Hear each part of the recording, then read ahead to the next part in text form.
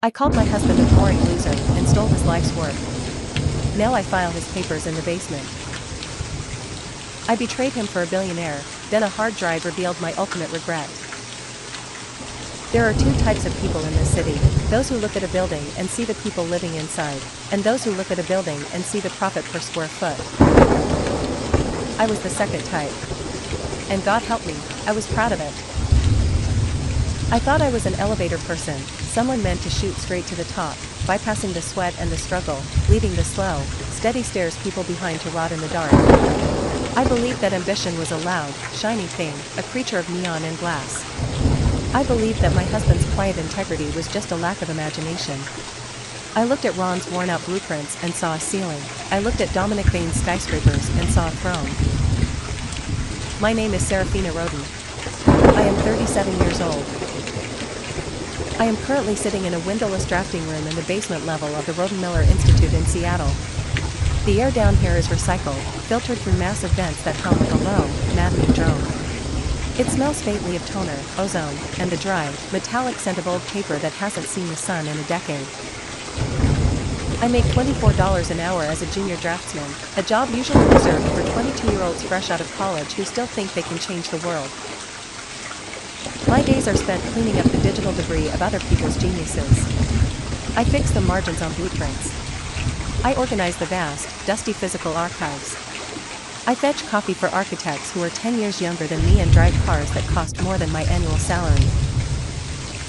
I am the ghost in the machine. I am the woman who called the man who built this empire a loser with no vision. To understand the depth of my current reality, the absolute, crushing weight of this silence, you have to understand the calculated cruelty of my betrayal 3 years ago. It started with boredom. Or at least, that's what I told myself. I had been married to Ron Miller for 7 years. Ron was steady. He was an architect, but not the kind you see in magazines. He didn't wear turtlenecks and talk about negative space. He wore work boots. He smelled like sawdust, cheap coffee, and rain. He worked for a non-profit firm, designing sustainable housing for low-income families. He was obsessed with something he called the Hearth Project. It was a modular housing system. Cheap to build, energy efficient, dignified. He spent every waking hour on it. I remember one specific Tuesday night at the grocery store. It was raining, one of those gray, relentless Seattle drizzles that makes everything look tired. We were in the checkout line at a mid-tier grocery store, the kind with flickering fluorescent lights and the smell of floor wax. The woman in front of us was elegant, buying artisanal cheese, imported olives, and a bottle of wine that cost more than our weekly grocery budget. I watched her, mesmerized by the ease with which she moved through the world. I looked at our cart. Generic pasta. Frozen peas. Ground beef that was nearing its expiration date. A bag of store-brand flour. When the cashier rang us up, Ron reached into his pocket and pulled out a small, crumpled piece of paper. A coupon. It was for 50 cents off laundry detergent. "Wait," he said, holding up the line as he smoothed the paper out on the conveyor belt. "This should scan. I checked the date this morning. It's valid until midnight." I felt the eyes of the people behind us, the impatient shifting of feet, the collective sigh of a dozen people in a hurry. I felt the heat rising in my neck, a burning shame that made me want to vanish. 50 cents. My husband, a man who had graduated top of his class, a man who could calculate the structural load of a skyscraper in his head, was holding up a line for 50 cents.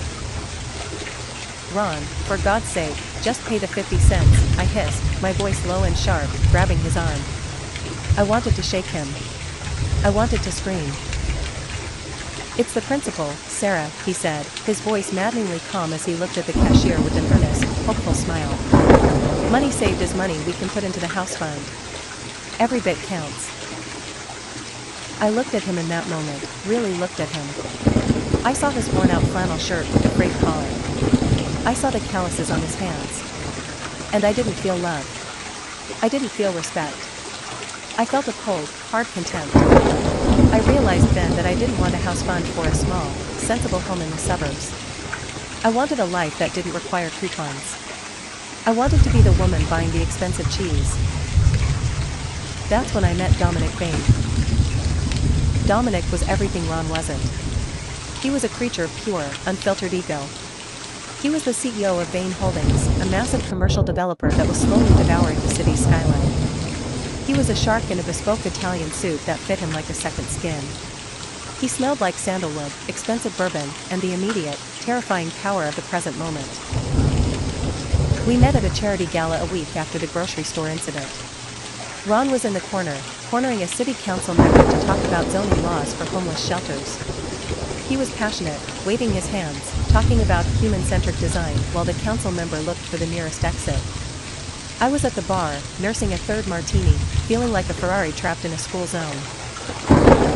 Dominic slid next to me. He didn't ask what I did for a living. He didn't ask about my interests. He just looked at me with a predatory hunger that made my skin prickle. "You look like a Ferrari parked in a trailer park," he whispered, his voice low and smooth like velvet over gravel. It was the most arrogant thing I'd ever heard. It was insulting. It was perfect. It was exactly what I wanted to hear. It validated the voice in my head that had been screaming that I was too good for my life. For 3 months, I lived a double life that would have made a professional spy blush. Every morning, I would wake up in Ron's arms in our cramped apartment. I would feel the warmth of his body, the steady, honest rhythm of his heart. I would make him coffee in the cracked French press. I would kiss him goodbye and watch him drive away in his beat-up Toyota Tacoma, a truck that smelled of sawdust and old coffee cups. I would play the role of a supportive, loving wife. And then, at noon, I would take a car to the Hotel Theodore to meet Dominic. The contrast was like jumping from a cold bath into a furnace. Ron's world was one of patience, ethics, and slow and steady. Dominic's world was one of silk sheets, $300 lunches, and the absolute conviction that the world belonged to those who took it. I remember one afternoon in Dominic's penthouse. The sun was setting over the Puget Sound, turning the water into a sheet of hammered gold. I was standing against the floor-to-ceiling glass, naked under a red silk robe he had bought me. I felt like the city belonged to me. Dominic came up behind me, his hands possessive on my hips. "Ron Miller is a craftsman, Sarah," he whispered into the crook of my neck, his breath hot against my skin. "But you are a masterpiece. Why are you wasting your prime years in a rent-controlled apartment with a man who would rather build a public library than a fortune? He's holding you back from the horizon you belong on." He turned me around, his eyes hard and calculating. "I need the heart project, Sarah," he said. The air in the room changed. The sex was just the appetizer. This was the main course. "What do you mean?" I asked, breathless. "The modular design," Dominic said, walking over to his desk and pouring a drink. "My engineers can't crack the cost ratio for the modular frames. Ron has. If we had those files, we wouldn't just be building apartments. We'd be owning the future. I could patent his work under Bain Holdings. I could license it back to the cities for billions." He trailed a finger down my chest, tracing the line of my cleavage with a slow, agonizing deliberation. "I'd make you the creative director of Bain Holdings," he promised. "No more rentals. No more sawdust. Just us, at the top of the world. But I need the blueprints." That was the moment I became a thief. I didn't even hesitate. I convinced myself I was being strategic. I told myself I was saving my own life. I told myself Ron was too small to handle something this big, that I was doing the world a favor by putting this technology in the hands of a real businessman who could actually get it built. I felt a rush of power. For the first time, I wasn't just a wife, I was a player. The night I took the files, Ron was working late, as usual. He came home around 10 p.m., dripping wet from a sudden Seattle downpour. He had been at a construction site in the mud. He looked exhausted, with deep gray circles under his eyes and his hair matted to his forehead. But when he saw me, his entire face lit up. He still loved me with a purity that should have made me sick. "Hey," he said, kissing my forehead. He tasted like rain and salt and fatigue. "Sorry I'm late, baby. The foundation pour was tricky with the rain, but we got it done. We're building something that's going to change lives, Sarah. I can feel it." That's good, Ron, I said, forcing a smile that felt like it was made of glass. Go shower. You look like you're about to collapse. I waited until I heard the steady, heavy breathing of his sleep. I lay in bed next to him, listening to the rain lashing against the window, my heart beating so hard I thought it would wake him. I slipped out of bed, the floorboards cold under my bare feet. I walked into his home office. It was a mess of physical blueprints and coffee-stained notes. I sat at his computer. The screen glowed a ghostly blue in the dark room, casting long, guilty shadows against the walls. I found the folder, Project Hearth Final Schematics. I plugged in the external hard drive Dominic had given me. It was a sleek, silver drive. Cold to the touch. I dragged the folder over. The progress bar moved with agonizing slowness. 20%. 50%. 80%. My breath was shallow. At one point, Ron shifted in the other room. He murmured my name in his sleep.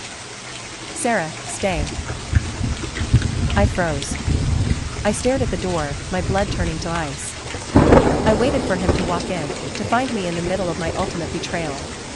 But he didn't wake up. He was dreaming of me, while I was stealing his life's work. Download complete. I pulled the drive and slipped it into my purse.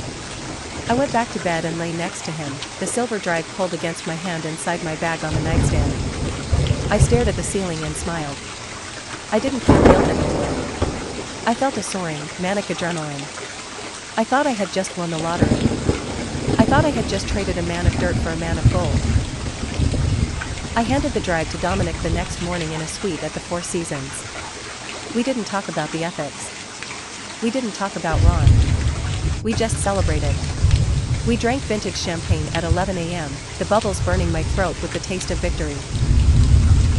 It's perfect, Dominic said, scrolling through Ron's life work on his tablet. The compression ratios, the material science. Ron is a genius. A stupid, naive genius who forgot that in this world, if you don't lock your doors, someone is going to walk in. I went home that afternoon to deliver the killing blow. I had packed my bags while Ron was at work. 2 suitcases filled with the few things I wanted to keep. Ron walked in at 6 p.m. He saw the bags immediately. He didn't drop his keys. He didn't look surprised. He just looked, resigned. Like he had been smelling the smoke for weeks and was just waiting for the flames to show up. I'm done, Ron, I said. I had rehearsed this speech in the mirror.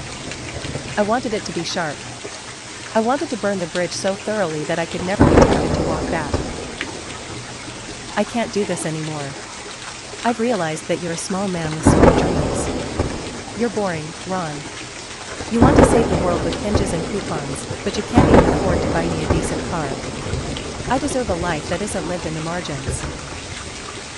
He stood there in his work boots, dirt on his jeans, looking at me with a sadness so profound it felt like a physical weight in the room. Is there someone else? He asked quietly. Yes, I said, my voice cold and steady. Dominic Bain. He's everything you'll never be, Ron. He's ambitious. He's a winner. He understands that the world belongs to the bold, not the patient. He appreciates me in a way you never could. I waited for him to scream. I wanted him to fight for me. I wanted him to show some of the fire he put into his buildings. But Ron didn't scream.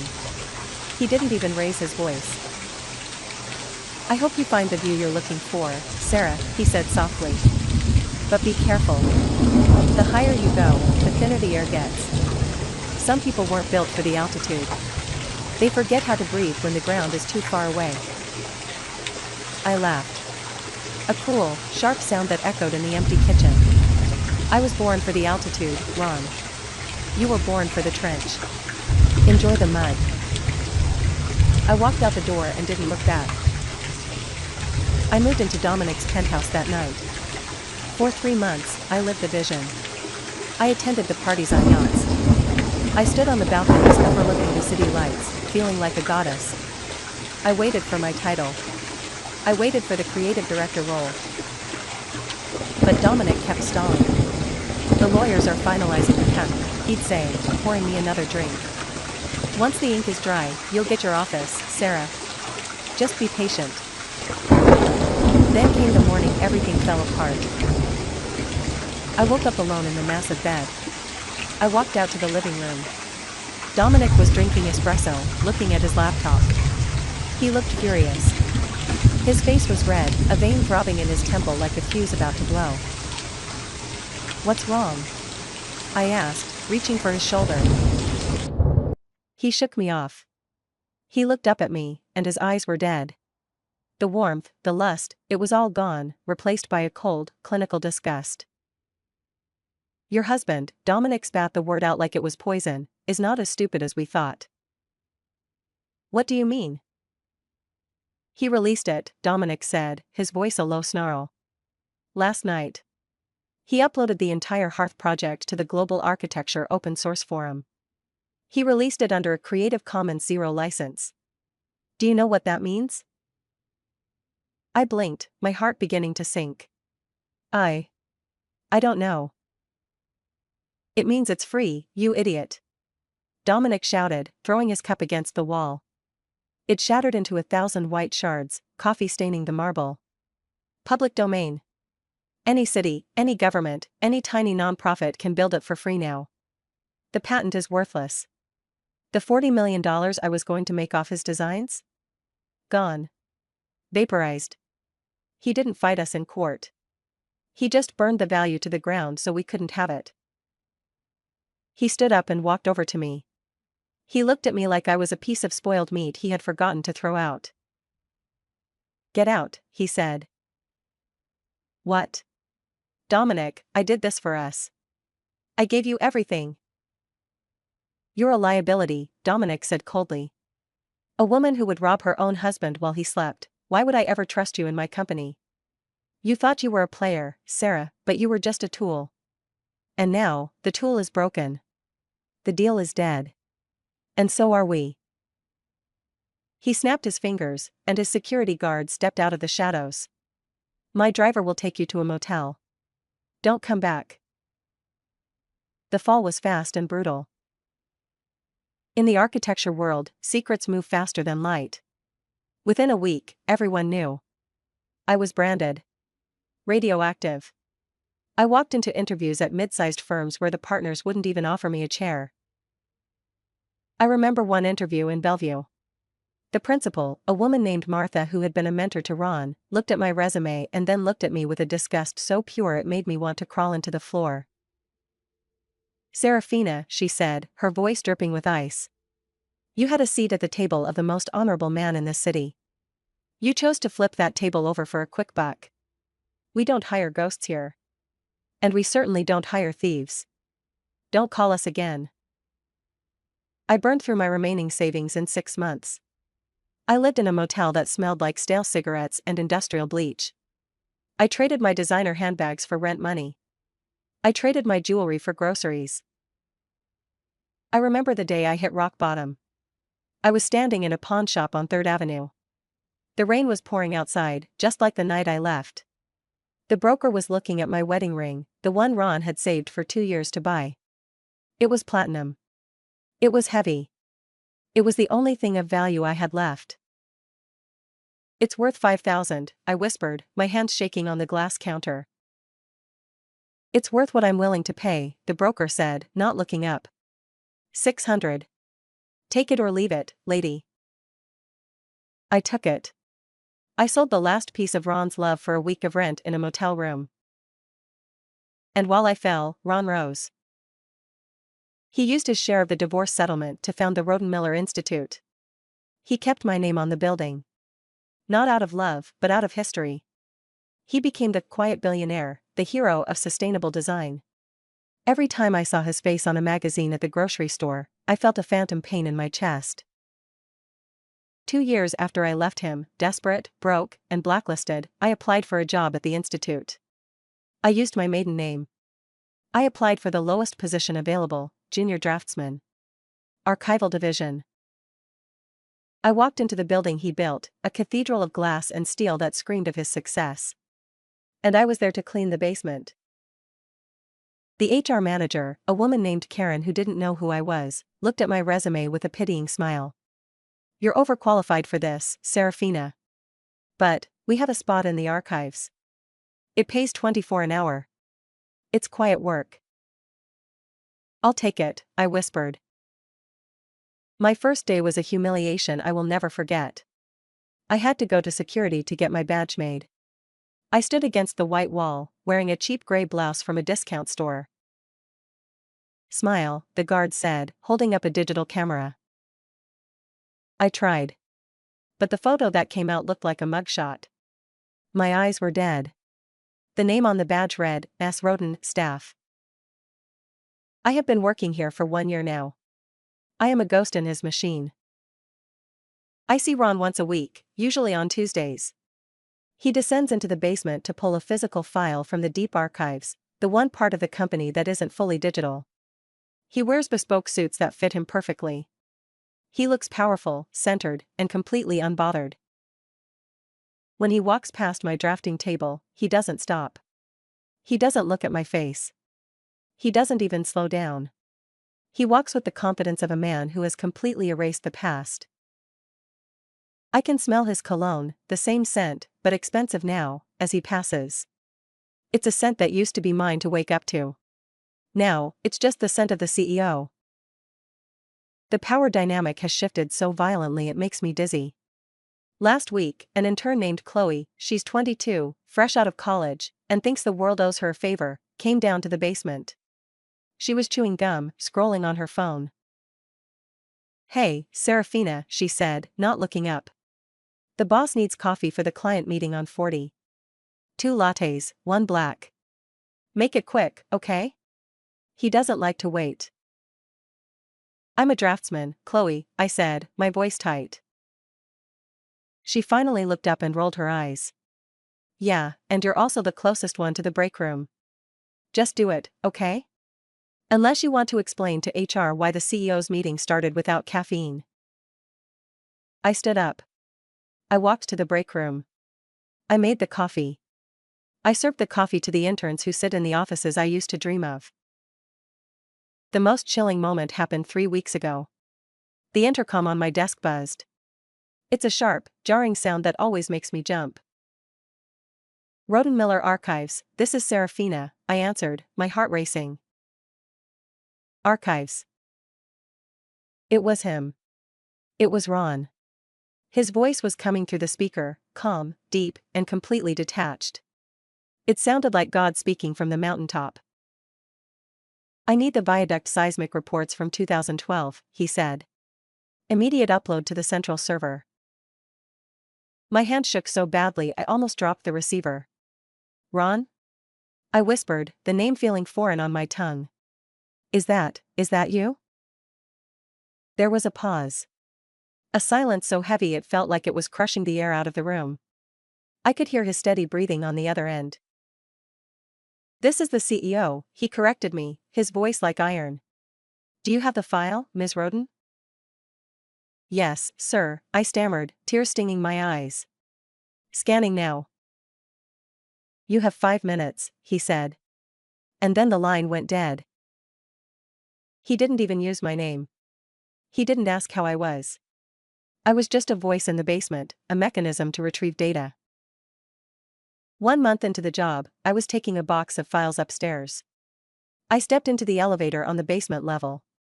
The doors were closing, and a hand stopped them. Ron stepped in. We were trapped. Just the two of us in a 6x6 steel box. I froze. I clutched the box of files to my chest like a shield. I wanted to scream. I wanted to beg for forgiveness. I wanted to tell him that I was sorry, that I was stupid, that I missed him. "Ron," I whispered, my voice trembling. I just wanted to say." He didn't look at me. He watched the numbers count down on the display. 3, 2, 1. "Mr. Miller," he corrected me, staring straight ahead at the polished steel doors. The elevator chimed. He walked out. He didn't hold the door for me. He treated me with the exact same courtesy he would show a stranger delivering a package. The humiliation is a slow poison. Yesterday, I was at the vending machine in the break room. I was trying to buy a bag of pretzels for lunch because I had skipped breakfast to save money. It was my last dollar. The bag got stuck on the coil, dangling by a corner. I was shaking the machine, desperate, hungry, nearly in tears. I turned around, and Ron was standing there. He had seen the whole thing. In the old days, he would have laughed. He would have bought me the whole machine. He just looked at the stuck bag. Then he looked at me. And then he walked away without saying a word. He didn't take me back. He didn't scream at me. He didn't sue me. He gave me a job. And in doing so, he gave me the most brutal punishment possible. He gave me a front row seat to the life I threw away, while ensuring I will never be part of it again. I traded a diamond for a rock because I wanted the flash.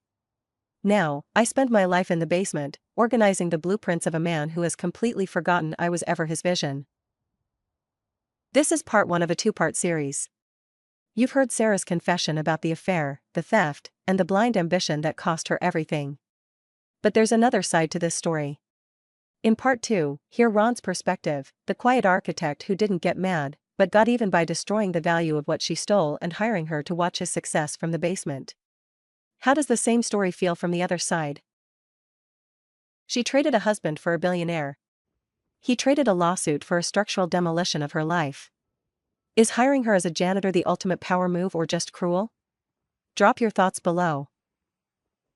Have you ever regretted leaving a boring partner for someone exciting? Share your story. Hit subscribe for stories about consequences, betrayal, and the price of lies. New stories every day. #TheBlueprint of Regret.